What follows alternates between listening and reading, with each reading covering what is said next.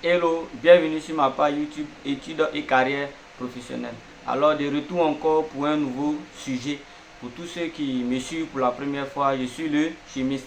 Je fais pas mal de vidéos pour parler des débouchés, voilà, au niveau des formations scientifiques, parler également comment rédiger votre CV, votre demande d'emploi, etc.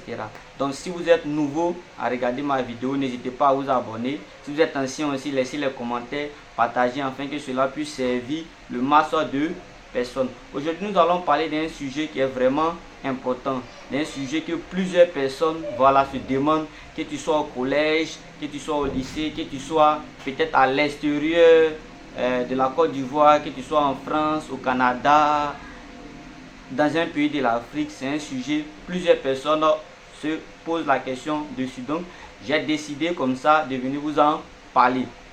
Nous allons parler des études en Côte d'Ivoire, les avantages ainsi que les inconvénients. Il faut savoir que en Côte d'Ivoire, nous étudions le système LMD, le système français LMD qui a été adopté par la Côte d'Ivoire il n'y a pas longtemps. Dans le système LMD, il faut comprendre par là que L c'est la licence, le M c'est le master et D c'est doctorat. Donc au niveau de la licence, vous avez 3 ans à faire avant d'obtenir votre premier diplôme. Et après la licence, 2 ans pour obtenir votre master. Et après 3 ans pour votre doctorat. Donc c'est ce système-là que la Côte d'Ivoire étudie. Donc il faut comprendre aussi par là que la Côte d'Ivoire est un pays où il y a les établissements publics, les universités publiques ainsi que les établissements privés. Dans les universités publiques, vous verrez les filières telles que la médecine, la physique, chimie, les mathématiques, informatiques, la biologie, biosciences, etc. Alors que dans les écoles privées qu'on appelle généralement grandes écoles, vous verrez les formations, je dirais, professionnelles directement, telles que la comptabilité, gestion des entreprises, finance, etc. Donc, ce sont ces 2 grandes catégories d'écoles qu'il existe en Côte d'Ivoire au niveau du supérieur, les écoles publiques ainsi que les écoles privées. Au niveau des universités publiques, on en a 8, donc 2 dans la capitale Abidjan et dans d'autres villes telles que Bouaké, Daloa, Korogo et Man. Alors que les écoles privées qu'on appelle grandes écoles sont un peu partout sur le territoire ivoirien. Mais aujourd'hui, nous allons nous intéresser spécifiquement aux universités. Voilà, parce que c'est par là que j'aimerais qu'on commence. Parce que vous savez, les grandes écoles, il y a beaucoup d'histoire derrière. Et moi-même, par exemple, je ne suis pas pour ces grandes écoles-là. Donc, on va parler premièrement des universités. Maintenant, s'il y a la demande, de ceux qui me suivent, j'aimerais que je parle de ces grandes écoles. Alors, dans d'autres vidéos, on va aborder. Mais aujourd'hui, nous allons parler des universités, les avantages et les inconvénients en faisant, ces études universitaires en Côte d'Ivoire. Dans un premier temps, vous devez remarquer qu'avant d'être admis, avant d'aller dans une université en Côte d'Ivoire, vous devez être admis dans cette université, c'est-à-dire vous avez eu le bac, ou bien vous avez la licence, vous voulez continuer en master, ou bien vous avez le master, vous voulez continuer en doctorat.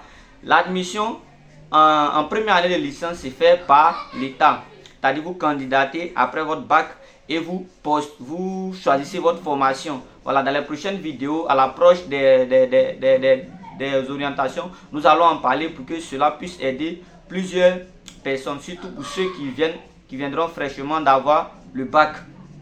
Donc, pour être à l'université, vous devez être orienté par l'État.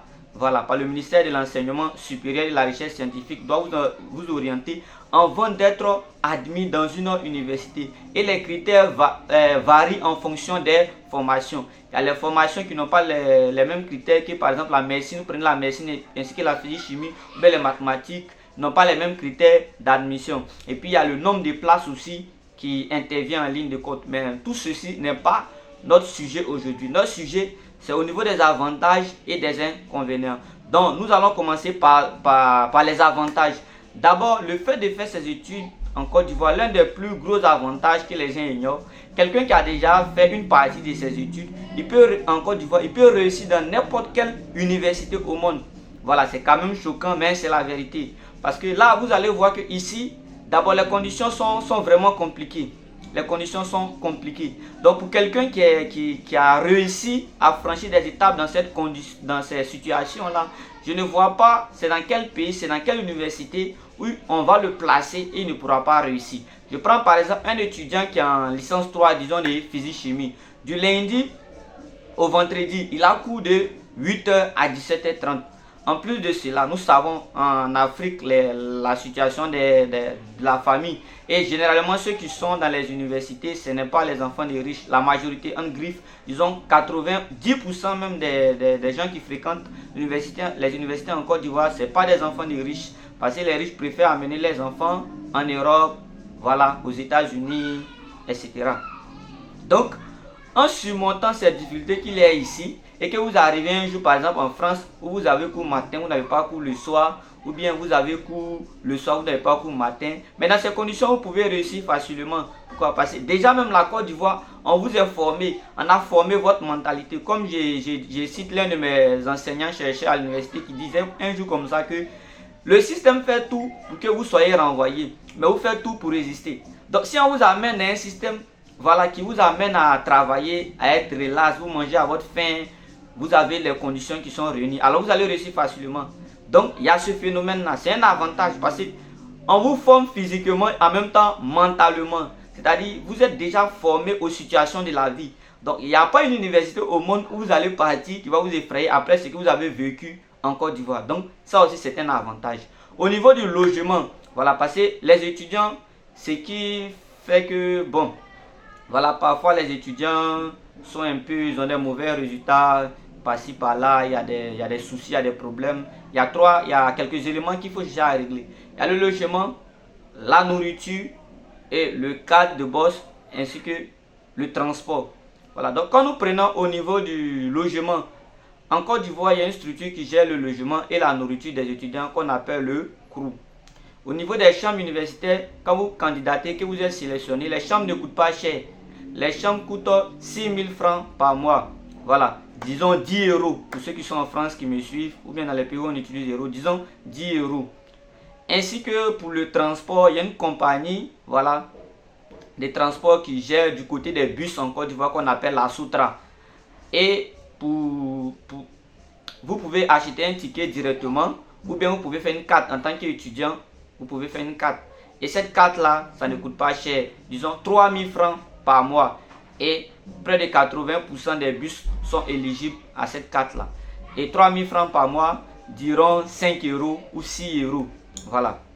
Ensuite, il y a le côté nourriture. Comme j'ai dit, la nourriture, ça ne coûte pas vraiment cher. Là où la nourriture coûte un peu cher, en griffe, c'est Abidjan, dans la grande capitale. Parce qu'il y a du monde. Voilà, donc la nourriture est un peu chère, mais c'est pas trop cher en griffe. Nous avons notre GABA national, voilà, qui aide aussi beaucoup les étudiants. Donc la nourriture ne coûte pas cher, le logement aussi, pareil, si vous êtes en résidence universitaire. Mais si vous louez un studio ou un autre logement ailleurs, ça serait un peu coûteux. Voilà, parce que je vous ai dit, tout ce qui est privé, ça coûte trop cher. Donc, il y a ce volet. Ensuite, j'ai déjà parlé du transport. Ici, les documents. Là, les étudiants ont un souci au niveau des documents. Voilà. Donc, au niveau des documents, chaque professeur vient. Voilà, il vous donne son PDF. C'est à vous d'imprimer. Si vous voulez, vous n'imprimez pas. Ça aussi, c'est un avantage. On ne vous met pas la pression, à moins que vous soyez en première année. Voilà, si vous êtes en première année, comme vous venez d'arriver, dont les enseignants, parfois, ils sont un peu rigoureux par rapport aux documents. Mais ensuite, à partir de deuxième, troisième année, on dit vous connaissez déjà le système, dont les documents, vous savez déjà comment vous serez organisé. Donc, on ne vous met pas trop la pression au niveau des documents dans certaines filières en griffe. Voilà. Donc, ça aussi, c'est un avantage. Et la scolarité ne coûte pas cher. Voici un autre avantage. Scolarité en Côte d'Ivoire, franchement, ça ne coûte pas cher. À moins que vous soyez dans le privé, ou bien vous êtes exclu et vous décidez de continuer dans un établissement public. Voilà, là la scolarité va coûter cher. Mais disons, pour la licence, c'est-à-dire les 3 premières années, licence 1, licence 2 et licence 3, pour chaque année, vous aurez à payer 30 000 francs si vous êtes à l'université. 30 000 francs, c'est équivaut à, disons, 50 euros. C'est-à-dire, première année, vous payez 50 euros, qui équivaut à 30 000 francs. Deuxième année, encore, vous payez 50 euros, qui équivaut à 30 000 francs. Troisième année, vous payez 150 euros qui équivaut encore à 30 000 francs. C'est-à-dire par cours licence, vous payez 150 euros qui équivaut à 90 000 francs. Mais si vous êtes en première année, que vous n'avez pas pu valider toutes les matières et que vous passez en deuxième année par exemple, là il y a un bonus qui va s'ajouter. Au lieu de 30 000 francs, vous allez payer 45 000 francs si c'est une matière qui vous reste à rattraper ou deux matières. Donc au lieu de 50 euros, vous allez vous retrouver à payer, disons, 70 euros parce qu'il vous manque une matière à rattraper. Donc c'est un peu l'avantage. Et à partir de Master 1, Master 2, vous payez 60 000 francs qui équivaut à, disons, 100 euros.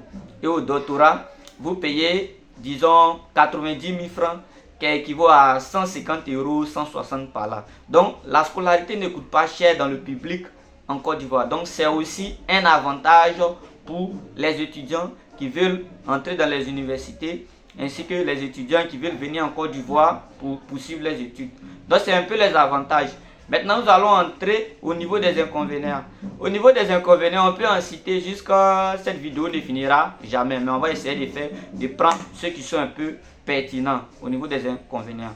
D'abord, comme souci majeur en Côte d'Ivoire, le système LMD n'est pas respecté. On a décidé d'appliquer cela, mais ce n'est pas respecté. Mais je crois que le ministre le professeur Adama Diawara fait tout pour que ce système-là soit appliqué, parce que lui-même c'est un enseignant dans l'une des universités d'Abidjan, l'université de Cocody. Voilà, il est enseignant même dans une filière que j'ai fait aussi. Donc c'est un enseignant qui lutte pour que voilà, les choses puissent s'améliorer. Depuis qu'il est là, nous constatons qu'il y a du travail. Voilà, il faut encourager, il faut donner des fleurs à quelqu'un de son vivant, au lieu d'attendre que lui donner toute une couronne quand il ne sera pas là. Donc, monsieur le ministre, vous faites un bon boulot, mais il y a beaucoup de choses à faire encore.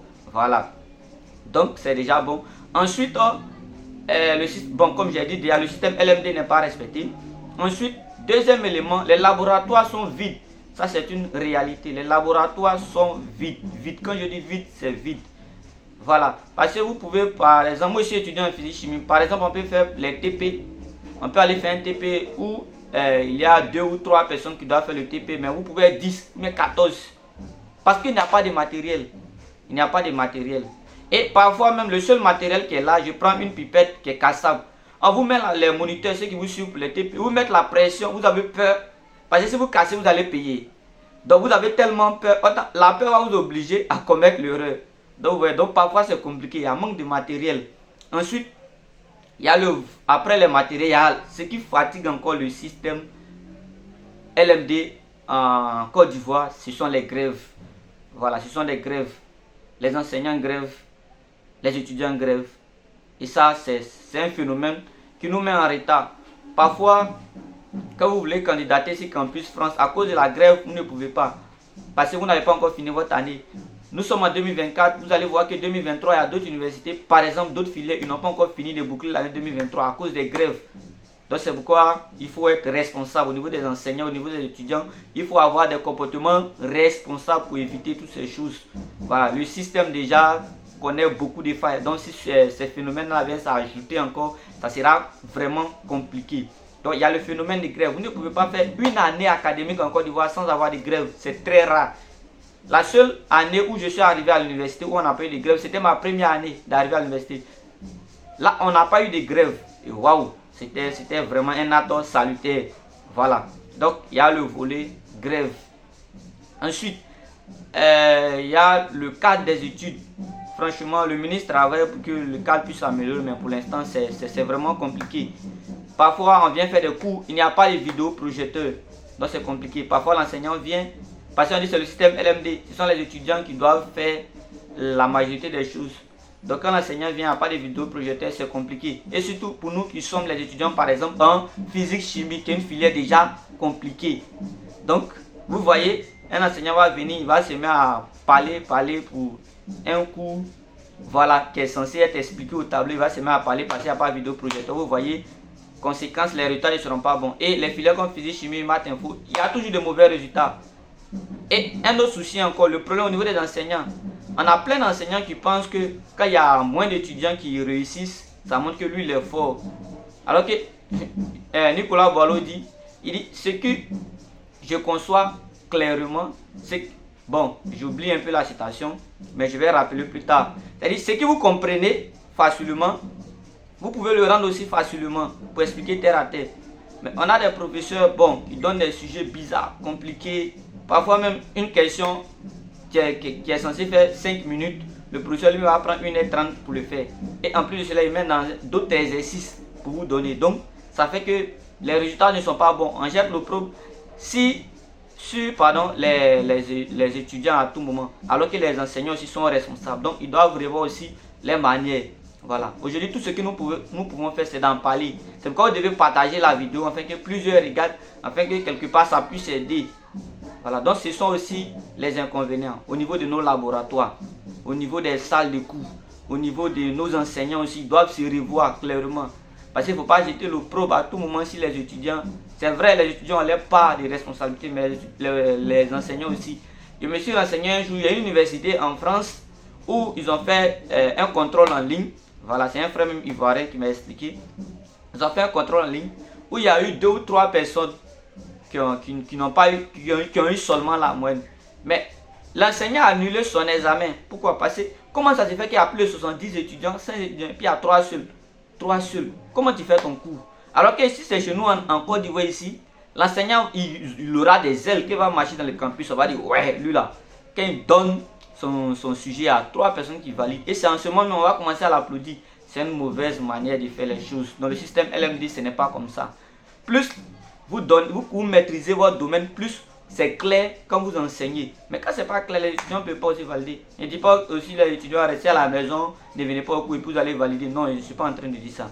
Donc voici un peu, voilà, les inconvénients. Voici un peu les inconvénients. Donc dans les prochaines vidéos, nous allons parler encore de d'autres sujets.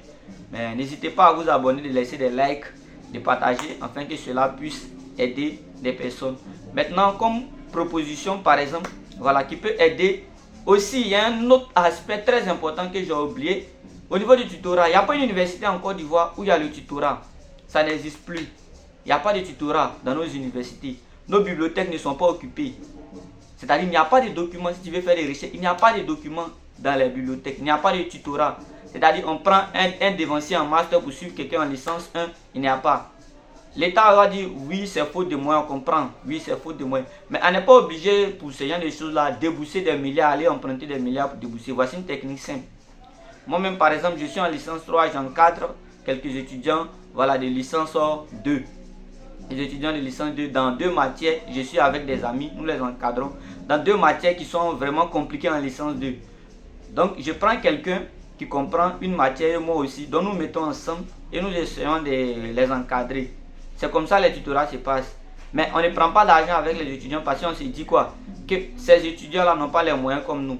Mais l'État peut profiter de cela, par exemple, pour amener le tutorat. On prend les devanciers qui sont en master ou en première année de thèse pour suivre les étudiants en première année, deuxième année.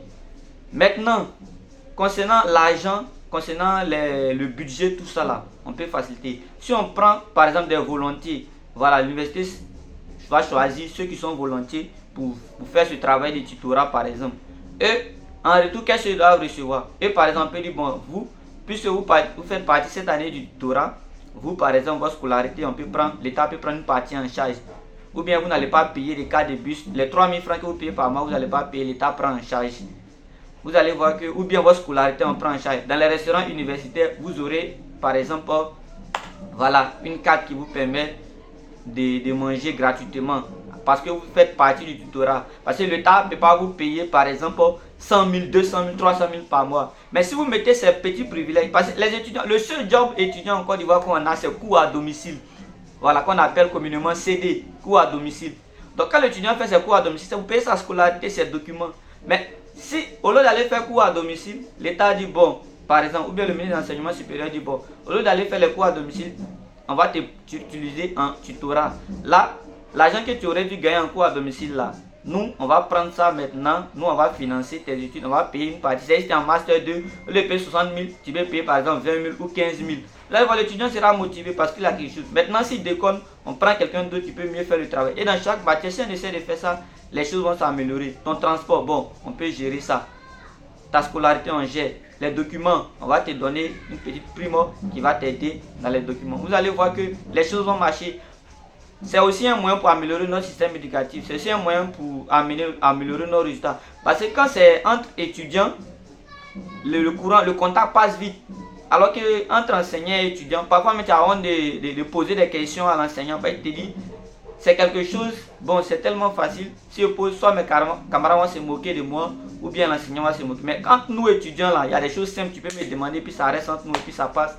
Donc c'est ça aussi le tutorat. Donc ça doit revenir. C'est pourquoi aussi vous devez partager la vidéo. Même si un jour le ministre a regardé la vidéo, on ne sait jamais. Ça pourra aider, même si nous on ne va pas bénéficier. Ça pourra aider ceux qui vont venir plus tard, dans 2 ans, 3 ans. Voilà, parce que les gens ont tendance à partager des vidéos comiques, les vidéos de buzz. Ça là, ça ne va pas nous avancer. Et malheureusement, le constat que j'ai fait dans les pays pauvres, c'est que les gens refusent de réfléchir. Et ça, c'est vraiment un problème. Donc, essayez de partager un peu la vidéo, liker, voilà, pour que ça puisse partir un peu loin, pour que les choses aussi un peu puissent s'améliorer. Concernant le laboratoire, le ministre travaille, mais on a besoin encore de matériel. À l'université Nangui à Brougua, l'université de Cocody, voilà. Et il n'y a pas de concurrence entre les universités en Afrique. C'est le dernier point où je vais m'arrêter dessus. En Côte d'Ivoire en particulier, il n'y a pas de concurrence. Et s'il n'y a pas de concurrence dans nos universités, on ne pourra pas produire du meilleur. Vous voyez, il n'y a pas de concurrence. Alors quand vous arrivez en France, voilà, vous verrez l'université Paris-Saclay, il y a concurrence entre l'université Paris-Saclay puis l'université Paris 8 par exemple. Parce que c'est quelle université qui sera meilleure, qui va s'afficher au plan international. Il y a ça aussi qui compte. Il n'y a pas de concurrence. Les concours entre universités, ça n'existe plus. Le seul concours qu'on connaît aujourd'hui, c'est le concours de physique. Voilà. Et c'est pas étonnant, nos professeurs, le professeur Adama Diawara, le ministre de l'enseignement supérieur, c'est un professeur en physique, il a fait physique du vivant. Donc ce n'est pas étonnant. Nous, étant scientifiques, ça nous arrange. Mais il faut organiser aussi des concours un peu partout sur le territoire pour valoriser un peu. Vous allez voir, ça va amener des étudiants à travailler aussi et à ce volet-là. Donc on ne pourra pas tout dire, mais c'est le peu que je voulais dire. Partagez la vidéo, likez afin que cela puisse porter des fruits pour aider, mais ce n'est pas nous, notre génération, mais les générations à venir. Il y a plein de solutions. Par exemple, une solution encore. Aujourd'hui, moi ici dans l'université, je n'ai jamais vu de mes 2 yeux le président de l'université. Alors qu'à la rentrée, pour accueillir de nouveaux bacheliers ou bien pour recevoir les étudiants de 2e année, de 3e année pour les encourager, le président de l'université peut passer, essayer d'expliquer les débouchés, essayer de les remettre en confiance. Quand vous venez d'arriver dans l'université, puis le président vient vous accueillir, ah mais c'est génial. En France, ça se fait. Mais ici, c'est les choses, on n'a pas besoin de budget de 1 milliard, 2 milliards, non. Le président peut se déplacer, venir rendre visite aux étudiants, voir comment les choses avancent. Ça va remettre les étudiants en confiance.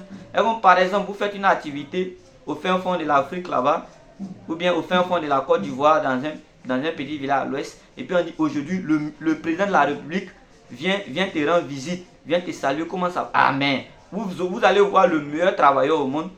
C'est comme ça aussi. On n'a pas besoin de débourser parfois des milliards pour cela. Donc, c'est un peu mon intervention. N'hésitez pas à partager, de vous abonner, de laisser les likes, ainsi que les commentaires, critiquer, partager. Voilà, n'attendez pas que ce soit les buzz, partager. Non, les buzz, la Côte d'Ivoire n'évolue pas avec les buzz. Quand les blancs ils prennent ça pour se moquer de nous. On dit, mais ceux-là, ils ont beaucoup de soucis, ils s'amusent avec les conneries comme ça. Donc, partagez, likez. Merci aussi à vous.